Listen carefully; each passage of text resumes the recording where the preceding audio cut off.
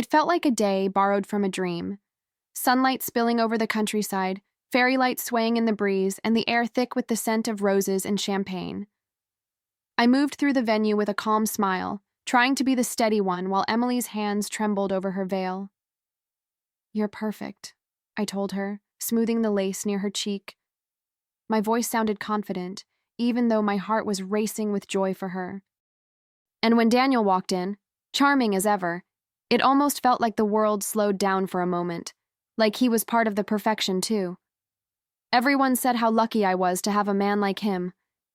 Daniel had that kind of presence, the kind that filled a room without trying. He smiled at everyone, said all the right things, and when he wrapped his arm around my waist, it felt like we belonged in every fairy tale photo ever taken. I believed it. God, I really did. For a few hours, the world was made of gold and promises. The music, the laughter, the shimmer of candlelight, it all whispered the same lie, that everything was exactly as it should be. When Emily started walking down the aisle, I couldn't hold back the tears. Daniel squeezed my hand, and I remember thinking, this is what forever must feel like. Every vow they exchanged felt sacred, almost personal, like an echo of my own marriage. But as the night unfolded, something shifted. Daniel's attention slipped somewhere else. His phone kept lighting up. He'd vanish for a few minutes here and there, and I told myself it was work. It was always work. Except, this time it felt different. I tried not to notice the way he kept glancing at his phone. Every few minutes, that familiar vibration on the table would steal his focus, and he'd murmur something about a client emergency.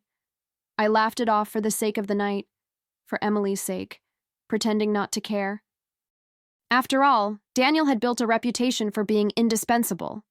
He was the man everyone counted on, the one who could fix anything with a call or a smile. But deep down, a quiet unease began to settle in my chest, like a chill sneaking in through an open door. At dinner, he leaned close, whispered something about checking the car, and disappeared before I could answer. I didn't think much of it at first, just another quick call, another favor to someone who couldn't live without him. The band started playing, and the dance floor filled with laughter and swirling dresses. I let myself get lost in it for a moment, dancing with my mother, spinning under the string lights. But every time I turned, my eyes searched for him. His absence felt heavier than I wanted to admit. Something about it didn't sit right. When he finally came back, he kissed my temple like nothing had happened. The warmth of his lips should have comforted me, but it didn't. Instead, it felt rehearsed, automatic. He looked tired, distracted, like someone carrying a secret he wasn't ready to put down. I smiled anyway because that's what good wives do at weddings. They smile, they host, they keep things running smoothly. But as the night deepened and his chair stayed empty again, I felt the edges of my perfect day start to fray. By the time the cake was cut, Daniel had vanished again. Guests laughed and toasted, the air buzzing with joy, but I couldn't shake the feeling that something had quietly broken. I excused myself from a conversation with one of Emily's friends and scanned the crowd. No sign of him. His phone sat abandoned on the table, screen dark. That detail alone sent a ripple of unease through me. Daniel never left his phone unattended. It was practically another limb. I told myself he'd be back any second. Maybe helping one of the staff, maybe taking a breather outside. I tried to focus on Emily, her smile, her glow, the way she looked at her new husband like the world finally made sense. I should have been fully present, soaking in her happiness. But instead, my heart kept thudding with that strange rhythmic question. Where is he? I laughed at myself for worrying. It was just Daniel. It was always just Daniel. Still, when minutes stretched into half an hour, something in me shifted. I slipped off my heels, feeling the cool grass beneath my feet as I stepped out into the night. The fairy lights cast soft halos on the ground, and the music faded behind me. I followed instinct more than reason, that quiet, invisible pull that tells you when something isn't right. And in that silence, under the soft hum of distant laughter, I began to understand that the night wasn't done testing me yet. At first, I tried to laugh it off. Daniel had always been unpredictable at events, charming one moment, vanishing the next. But as the hours stretched and his seat stayed empty, the laughter around me began to sound distant, muffled, like I was underwater. I sent him a quick text. "Where are you?" No reply. Another message followed, then a call, straight to voicemail. The pit in my stomach deepened, cold and heavy, as if I already knew the answer I didn't want to find. My mother noticed before anyone else did. She leaned in, her perfume soft and familiar, her voice a low whisper. "Sweetheart, have you seen Daniel?" I forced a smile, the kind that hides panic behind politeness. "He probably stepped out to take a call. You know how he is." She chuckled, shaking her head. "Even tonight? That man and his phone?" I laughed with her, but inside, my heart had already stopped laughing. Something wasn't adding up, and I could feel it. So I slipped away quietly, before anyone else could follow. The night air was cooler than I expected, brushing against my skin like a warning. The music from the reception hall grew faint, replaced by the sound of my own footsteps on the gravel. I rounded the corner toward the garden, the one place guests weren't supposed to wander. The fairy lights stretched into the dark, a path of gold leading to something I didn't yet understand. My pulse quickened. And then I heard voices. At first, I thought my mind was playing tricks on me, the kind that come when your nerves are stretched too thin. But the voices were real, low, intimate, familiar. I took another step, my bare feet silent against the stone path. That's when I saw them, framed perfectly under the arch of flowers I had spent weeks helping Emily choose. Daniel and Clara, the wedding decorator. His hands rested easily around her waist, her fingers tracing the lapel of his suit like she'd done it 100 times before. I froze. My body reacted before my brain could make sense of it. Every muscle locking in place, my breath caught somewhere between disbelief and rage. The music from the reception drifted faintly through the trees, a cruel soundtrack to what I was watching. Clara's laugh, soft, almost shy, cut through the night. "You should tell her soon," she said, her voice trembling just enough to sound sincere. "It's not fair to keep pretending." Daniel's reply came so easily, so practiced, it made my skin crawl. "I will, after tonight. She deserves to hear it in private." That word, deserves, hit me like glass, shattering inside my chest. My vision blurred, but my anger was crystal clear. I stepped forward, the grass crunching beneath my feet. My voice came out steady, sharper than I expected. "You're right, Daniel. I deserve it. So go ahead. Tell me now." The sound of my voice cut through the air like a blade. Daniel spun around, his face draining of color faster than I thought humanly possible. Clara gasped, stumbling backward as if guilt itself had weight. For a heartbeat, no one spoke. Just the wind moving through the trees, the fairy lights flickering above us like they too didn't want to see. I could see the panic in his eyes, the calculations already happening behind them. He wasn't sorry, not yet. He was just caught. "Olivia," he started, his voice breaking into a shaky half-laugh. "This isn't what it looks like." I almost pitied the effort. "Really?" I said, crossing my arms even as my hands trembled. "Because from here it looks exactly like betrayal." Clara opened her mouth, maybe to explain, maybe to apologize, but I didn't give her the chance. "You shouldn't have meant for it at all." The words felt cold, detached, like someone else was speaking through me, someone stronger, someone done pretending. Daniel took a step toward me, reaching out as if touching me could erase the truth hanging between us. I pulled away. The disgust that rushed through me was almost liberating, the final proof that something inside me had broken cleanly, permanently. "Go back to the party," I said, my voice low but steady. "Smile for the photos, dance for the crowd. But tonight, you showed me who you are, and I won't forget it." Then I turned, walking toward the lights, toward the noise, toward the world that was about to find out. I didn't even feel my feet hit the ground as I stormed back toward the hall. Only the heat rising up my spine and the trembling in my hands. Every face blurred as I passed, every laugh sounded distant, unreal. When I finally stopped near the back entrance, Daniel was already there, running after me like the villain in a movie who suddenly wants a rewrite. "Olivia, please," he said, his voice cracking, desperate. "It's not what you think." I turned to face him, and for the first time in years, I didn't feel small. "It's exactly what I think," I said quietly. My voice didn't need to be loud. It carried enough truth to cut through anything. His lips parted, searching for a lie that might stick. "It was a mistake," he said, eyes darting, tone rehearsed. "It just happened." I almost laughed at that, the absurdity of a man trying to dress up betrayal as an accident. "A mistake," I repeated, tasting the word like poison. "You kissed another woman at my sister's wedding. How do you accidentally destroy a marriage?" He rubbed his hands over his face, the picture of remorse he thought I needed to see. But it was too late for that. The man I loved, or the version I built in my head, was gone.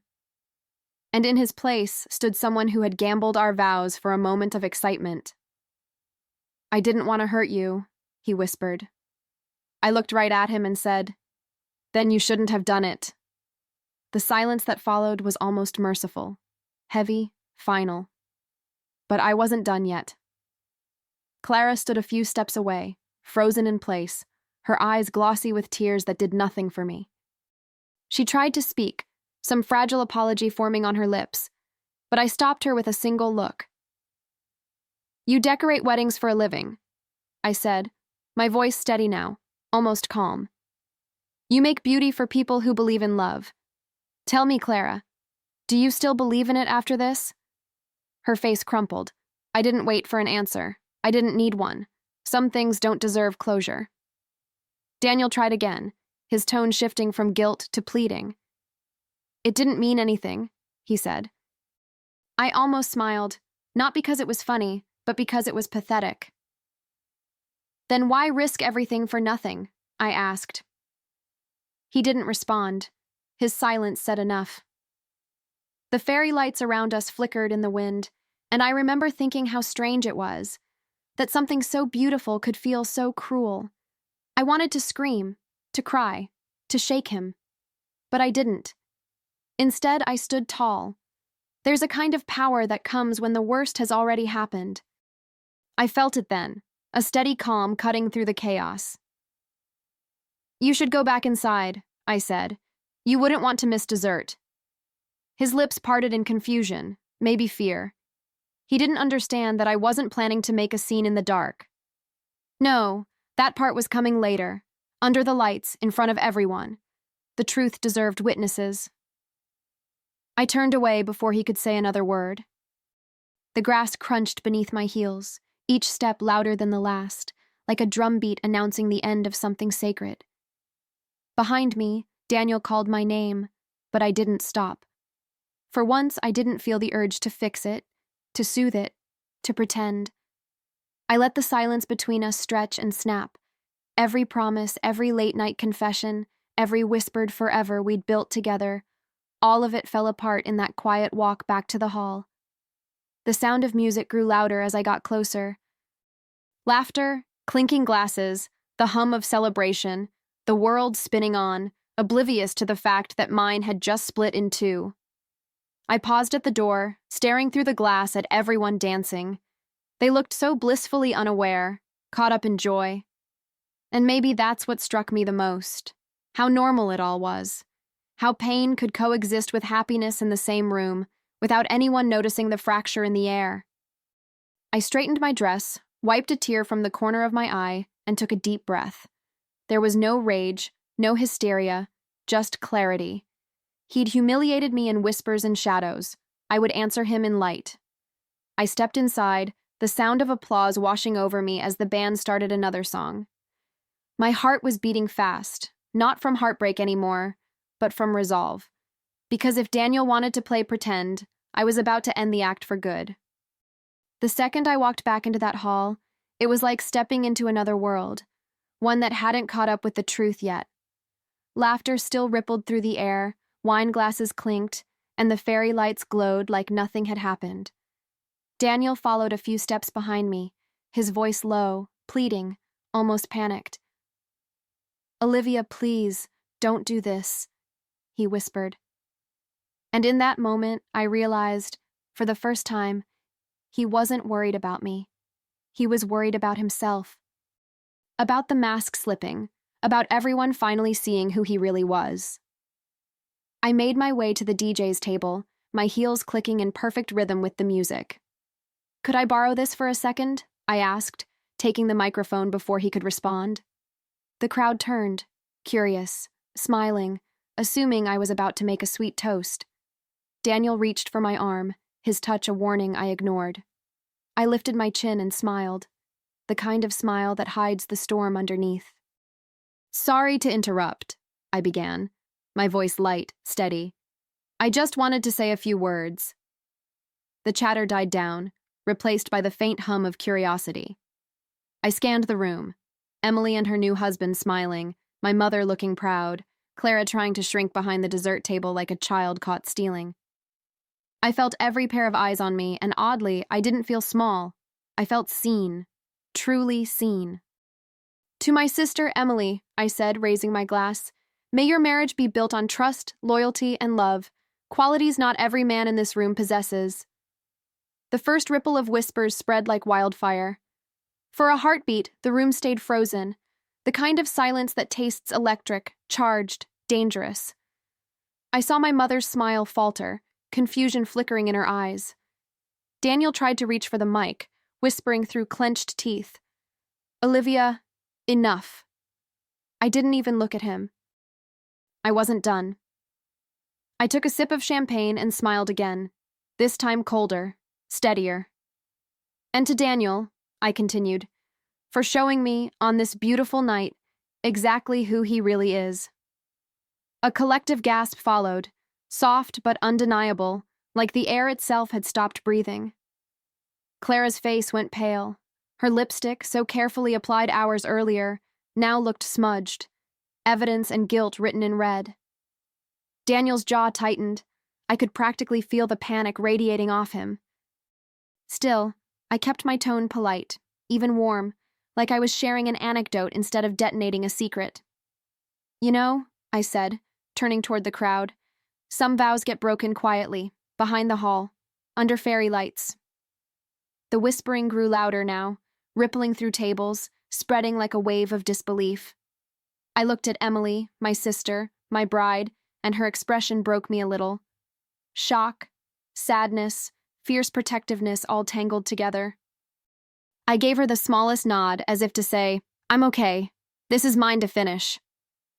Then I placed the microphone back in the DJ's hands, the sound of feedback cracking through the air like punctuation. Daniel stood there, eyes wide, the mask gone for good.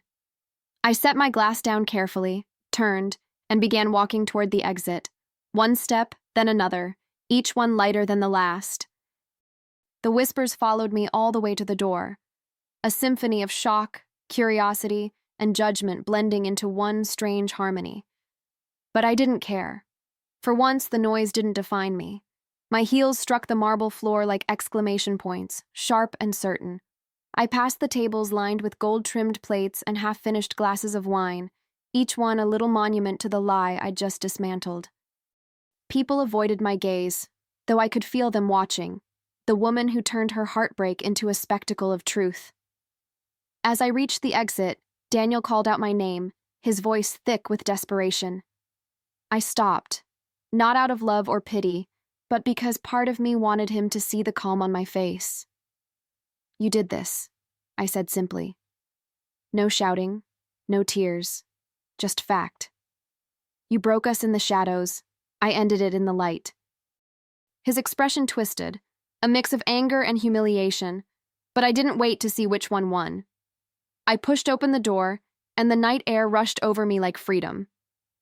Outside, the sky was ink black and endless, the fairy lights flickering above like tiny witnesses. I could still hear the muffled chaos inside, voices rising, stories forming, but I was done performing. The cool air filled my lungs, and with it came a strange, quiet clarity. I wasn't the woman who arrived at this wedding smiling beside her husband anymore. That woman had died behind the floral arch.